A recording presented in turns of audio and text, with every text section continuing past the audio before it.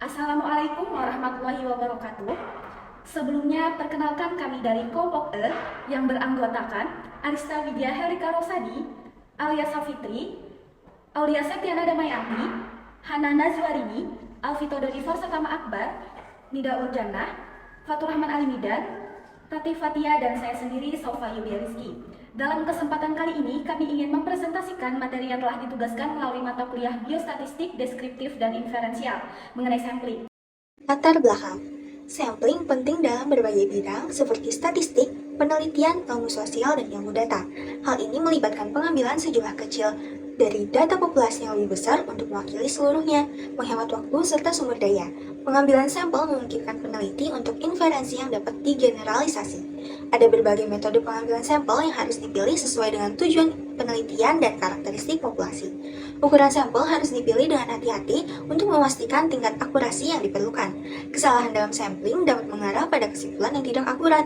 Oleh karena itu, melalui penulisan ini akan dijabarkan mengenai pemberian pemahaman tentang metode sampling yang sesuai serta penerapannya yang benar untuk memastikan data tersebut dapat diandalkan serta analisisnya tepat. Rumusan masalah. 1. Apa yang dimaksud dengan sampel? 2. Bagaimana cara pengambilan sampel? 3. Bagaimana cara perhitungan sampel? 4. Bagaimana cara perhitungan sampling? Adapun tujuannya yaitu 1. Menjelaskan pengertian definisi sampel. 2. Untuk menganalisis cara pengambilan sampel. 3. Untuk mengetahui cara perhitungan sampel. 4. Untuk mengetahui cara menghitung sampling. Sebelum kita memasuki pembahasan yang lebih dalam, mari kita ketahui dulu apa itu sampel. Populasi adalah keseluruhan elemen dalam penelitian meliputi objek dan subjek dengan ciri-ciri dan karakteristik tertentu. Sampel secara sederhana diartikan sebagai bagian dari populasi yang menjadi sumber data yang sebenarnya dalam suatu penelitian. Dengan kata lain, sampel adalah sebagian dari populasi untuk mewakili seluruh populasi. Hardy menyatakan bahwa sampel dalam suatu penelitian timbul disebabkan hal berikut. Yang pertama, yaitu peneliti bermaksud mereduksi objek penelitian sebagai akibat dari besarnya jumlah populasi sehingga harus meneliti sebagian saja. Yang kedua, peneliti bermaksud mengadakan generalisasi dari hasil-hasil kepenelitiannya, dalam arti mengenakan kesimpulan-kesimpulan kepada objek, gejala, atau kejadian yang lebih luas.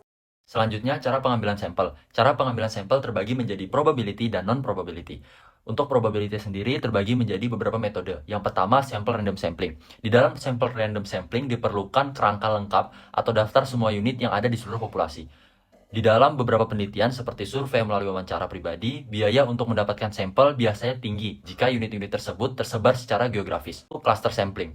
Cluster sampling, keadaan di mana seluruh populasi dibagi menjadi kelompok. Selanjutnya dilakukan pengambilan sampel acak dari cluster atau kelompok ini, yang mana tahapan selanjutnya pengambilan sampel adalah dengan pengelompokan cluster untuk rangka sampling seperti jenis perusahaan atau wilayah geografis, yang kemudian diberi nomor dari masing-masing cluster dan dipilih menggunakan random sampling. Stratified random sampling.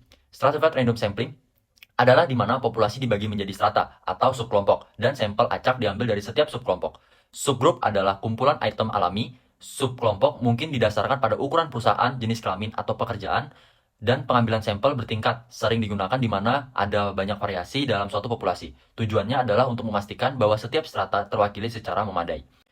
Untuk metode yang keempat adalah protothionite stratified random sampling atau yang biasa disebut dengan PSRS. Sampel ini diambil dari setiap strata dengan proporsi yang sama dengan proporsi populasi pada strata tersebut. PSRS sering digunakan ketika penelitian ingin memastikan bahwa setiap strata memiliki perwakilan yang sebanding dalam sampel. Responden diambil sesuai dengan proporsinya dalam jumlah dengan perbandingan tertentu.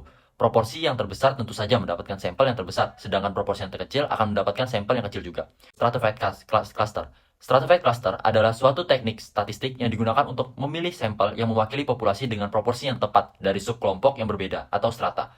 Pertama, populasi dibagi menjadi beberapa strata berdasarkan karakteristik tertentu seperti usia, jenis kelamin, atau lokasi geografis. Kemudian dengan setiap strata dilakukan pengelompokan berdasarkan klaster seperti daerah atau wilayah tertentu. Kemudian kita masuk ke non-probability. Yang pertama ada accidental sampling. Accidental sampling adalah suatu keadaan di mana setiap kasus ke N setelah diacak dan dipilih. Misalnya, jika mensurvei sampel konsumen, setiap konsumen kelima dapat dipilih dari sampel Anda. Keuntungan dari teknik sampling ini adalah kesederhanaannya. Positive sampling adalah metode sampling non-random, di mana sebuah preset memastikan pengutipan ilustrasi melalui metode menentukan identitas spesial yang cocok dengan tujuan riset, sehingga diharapkan bisa menanggapi kasus riset. Misalnya, hendak dicobai riset tentang mutu sarapan, sehingga sumber informasi merupakan orang yang pakar dalam bidang santapan atau sarapan. Sampling sistematis adalah di mana setiap kasus KN diacak dan dipilih. Misalnya, jika mensurvei sampel konsumen, setiap konsumen kelima dapat dipilih dari sampel Anda. Keuntungan dari teknik sampling ini adalah kesederhanaannya. Yang keempat adalah quota sampling. Quota sampling adalah teknik non-random sampling di mana partisipan dipilih berdasarkan karakteristik yang telah ditentukan sebelumnya, sehingga total sampel akan memiliki distribusi karakteristik yang sama dengan populasi yang lebih luas. Yang terakhir yaitu snowball sampling. Snowball sampling adalah metode non-random sampling yang menggunakan beberapa kasus untuk membantu mendorong kasus lain untuk mengambil bagian dalam penelitian, sehingga dapat meningkatkan ukuran sampel. Pendekatan ini lebih bisa diterapkan pada populasi kecil yang sulit diakses karena sifatnya yang tertutup, misalnya perkumpulan rahasia dan profesi yang tidak dapat diakses. Pada sampel probability terdapat beberapa jenis, yaitu diantaranya simple random sampling dengan cara menghitung jumlah sampel sama dengan jumlah populasi dibagi dengan dalam kurung 1 ditambah dalam kurung jumlah populasi dikali dengan persentase kelonggaran ketelitian kesalahan pengambilan sampel yang masih bisa ditolerir dipangkatkan 2 dan kemudian tutup kurung. Kemudian ada stratified random sampling dengan cara menghitungnya jumlah sampel sama dengan jumlah sampel pada setiap strata 1 per jumlah populasi pada setiap strata 1 ditambah jumlah sampel pada setiap strata 2 per jumlah populasi pada setiap strata 2 ditambah seterusnya hingga ditambah dengan jumlah sampel pada setiap strata I per jumlah populasi pada setiap strata I. Proportionate stratified random sampling dengan cara menghitungnya jumlah sampel pada strata ke I sama dengan jumlah populasi pada strata ke I per jumlah populasi total dikali dengan jumlah sampel total dikali dengan faktor perluasan untuk setiap cluster. Disproportionate stratified random sampling dengan cara menghitungnya jumlah sampel pada strata ke I sama dengan jumlah populasi pada strata ke I per jumlah populasi total dikali dengan jumlah sampel total dikali dengan faktor perluasan untuk setiap cluster pada strata ke I. Cluster sampling yaitu dengan jumlah sampel sama dengan jumlah populasi per jumlah cluster dikali dengan faktor perluasan untuk setiap cluster. Kemudian pada sampel non-probability terdapat beberapa jenis, yaitu accidental sampling dengan cara menghitungnya besar sampel sama dengan besar populasi per 1 tambah NA pangkat 2. Kemudian ada sampling sistematis dengan cara menghitungnya jumlah sampel sama dengan jumlah populasi per interval pengambilan sampel. Positive sampling dengan cara menghitungnya yaitu jumlah sampel penelitian sama dengan jumlah populasi per 1 tambah NA pangkat 2. Quota sampling yaitu dengan jumlah sampel sama dengan jumlah populasi per 1 tambah NA pangkat 2. Terakhir ada snowball sampling. Cara menghitungnya, pertama tentukan populasi sasaran, kedua identifikasi subjek awal yang memiliki hubungan atau koneksi dengan subjek lain dalam populasi, 3. Ambil subjek awal sebagai sampel, 4. Mintalah subjek awal untuk merekomendasikan subjek lain yang memiliki hubungan dengan subjek lain dalam populasi, kelima, ambil subjek yang direkomendasikan sebagai sampel. Keenam, ulangi langkah 4 dan 5 sampai jumlah sampel yang dibutuhkan terpenuhi. 7.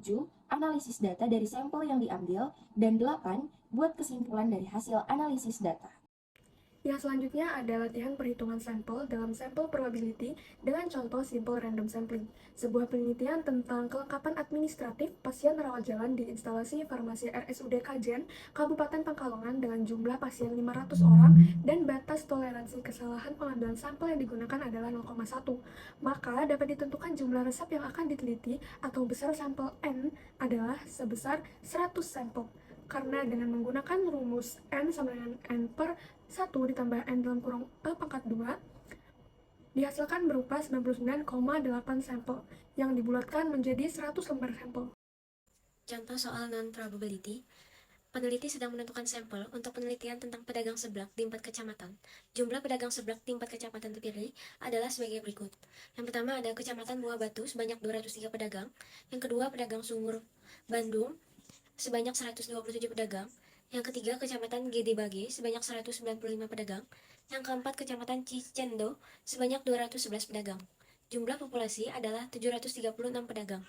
Jumlah sampel yang dibutuhkan paling sedikit adalah menggunakan rumus, jawabannya yaitu N per dalam kurung 1 plus NE, yaitu jawabannya 88. Jadi jumlah sampel yang paling dibutuhkan paling sedikit adalah 88 sampel. Kesimpulan. Populasi adalah seluruh elemen dalam penelitian, termasuk objek dan subjek yang mempunyai sifat dan ciri tertentu. Pada dasarnya, populasi adalah seluruh anggota kelompok orang, hewan, peristiwa, atau benda yang hidup di suatu tempat secara terencana untuk menarik kesimpulan tentang hasil akhir penelitian.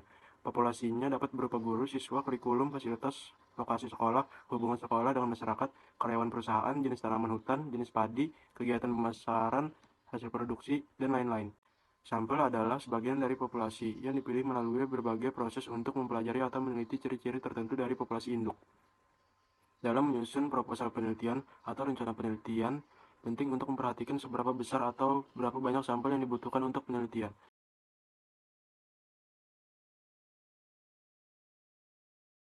Sekian presentasi dari kami. Wassalamualaikum warahmatullahi wabarakatuh.